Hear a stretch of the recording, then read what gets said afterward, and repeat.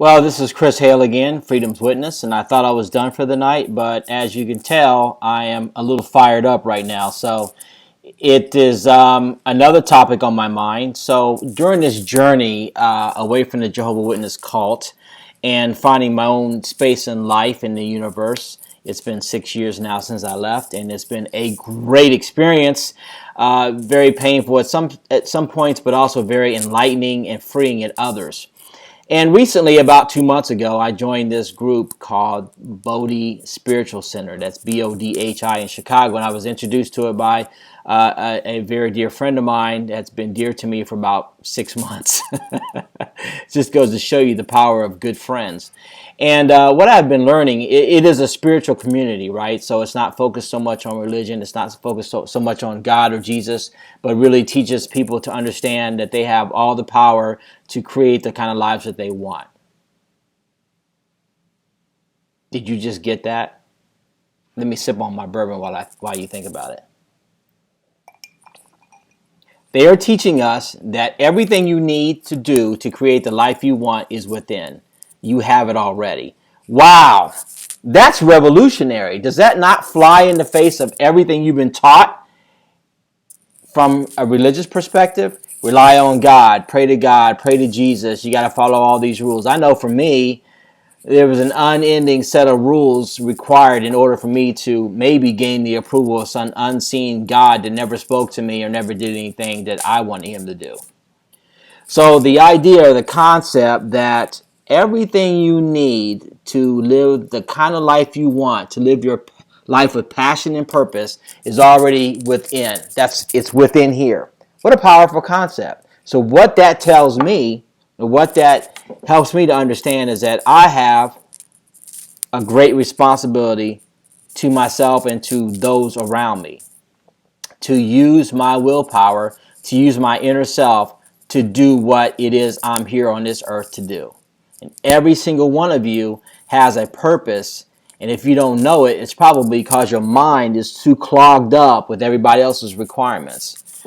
So that's amazing, really. Everything you have, everything you want to do, and everything you need to do, all the control is inside your body. It's in your mind. It's within. You don't need to reach outside for any support or for any acknowledgement of anything. What that means is that if you believe in Genesis 1:1, where it says God created man in his own image, that must mean that we're co-creators. That must mean that we have the ability to create alongside God, whatever you call God to be. I'm not going to share with you my concept of God, because it's completely different than what it used to be, and maybe different than yours, but it's really irrelevant because God is whatever God is to you.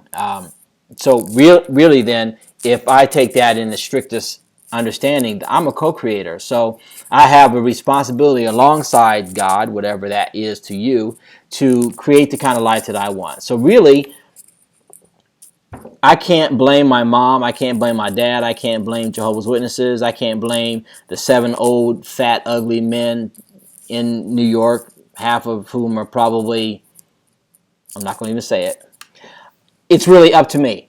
Everything that I want to accomplish in life, every goal I want to meet, every inclination I have, successful or unsuccessful, how I feel today, how I feel tomorrow, the energy I put on others, the energy I have today, my life circumstances, everything really revolves or is a result of the effort and the work that I put in. So in my mind, praying to the unknown God or person in the sky is not effective, because according to my new learnings and according to what the Bible says, if you're Genesis 1:1, I'm a co-creator, so I should be creating my own life regardless of what is happening on the outside. So in other words, I shouldn't have to respond to or live according to some other man's made rules, because all the responsibility for my life comes from within. And with that, I need to take another sip of bourbon. So what do I have that's different from you? I mean, I know I talk to my siblings, I talk to a few other people. I've come to understand my power. I have come to understand that the energy that I exude is something I create. I have come to understand that I have a great amount of willpower. Now, while I can't necessarily define what my day is going to be. I can certainly set my day out to be what I want it to be to the extent that I can control it. Now, I might die tomorrow, I might get hit by a truck, but I can certainly start out in the morning with positive affirmations and say, this is going to be a good day. I'm going to have positive affirmations. I'm going to have a positive day, and I'm going to vibrate positive energy. I'll give you an example. So today, in the course of doing my in the course of doing my daily grind, I got some, not necessarily great news from some of my customers. And what it amounted to was that they weren't going to spend the money that they were going to spend. So I was a little bit unhappy about that. Actually, I was very unhappy about that. And out of my mouth came a couple goddamn, fuck, shit, whatever, some bad language. Okay, and so I was working in a room with 3 or 4 other colleagues of people that are extremely positive. I love these folks to death. Very good people, and always have a very positive energy. So right away, because I am in tune, because I am aware, because I'm not clogged up mentally and emotionally, intellectually with everybody else's rules and requirements, and because I'm living according to my requirements and what my lifestyle and my connection with the universe is going to be, I was instantly aware that I was bringing them negative energy. Now, what would be the consequences of me continuing to vibrate out that negative energy? What would have happened was I would have had a negative impact on their day. And so what I decided to do was, as a co-creator with God, I said, you know what? I'm going to go home and I'm going to take my somewhat negative energy with me because I do not want it to affect the people that I'm around. So by the time I got home, which was 10 minutes later, I was able to understand a little bit further why I was feeling the way I did. And then I said, you know what? Stop it. Reverend Rainbow at the Bodhi Center last week, 2 weeks ago, she said, you know what? There's a really it's a major thing you can do every day when you start feeling a negative emotions, or you start feeling negative energy, or you start feeling small, like you can't be big and giant. She said, here he goes. Here's the magic. The magic is just say stop it. So I said, stop it. Dude, stop it. You're in your own space now, so stop it.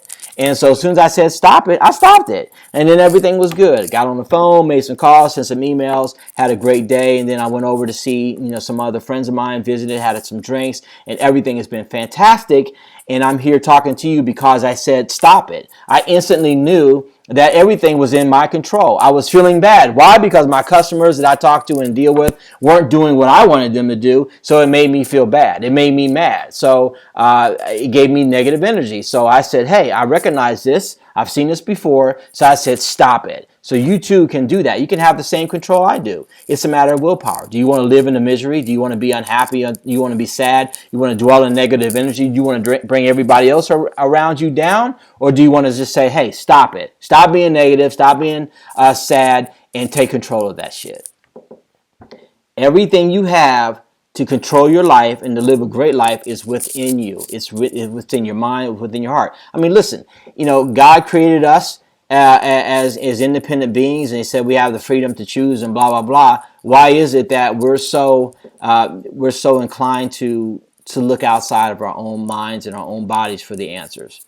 It's the conditioning that we've come to have since we've been here on the earth, and it's time to change that. So just think about it. Every morning when you get up, understand that the mind controls your thoughts, or your mind controls your words, and words control your actions. So if you start at a high level and start working down from that, you can actually control your day and have an amazing day. I have them all the time. And because I practice this on a regular basis, I can almost tell immediately when my emotions start to get out of whack, or when I start going down that negative track, and I could say, stop it. One more example, last weekend on Saturday, for some reason I woke up missing my family. All right, so, I haven't had any interaction with them since I left the Jehovah's Witness cult. And, quite reasonably, I should be upset. I should have those moments of just complete and utter sadness. But I understand it. I see where it's coming from, and I understand why it's there. And so I was able to say, hey, I see you coming, but this is not going to be the day I'm going to have. So I said, stop it. I'm going to let this emotion live for a moment, but I'm going to understand where it is and where it's coming from, and then I'm going to allow it to have its moment and then to have its end. It is a matter of control. Just as much as religion can have a control over your life, over everything you do, introducing fear and all that other stuff, you too can have the same kind of control over your own life and make better decisions as to how you feel and how you're going to manage your day. So I do think I'm done now. So this is, again, is Christopher Hale, and I am Freedom's Witness. Before I go, oh man, that stuff is good. Y'all have a good night.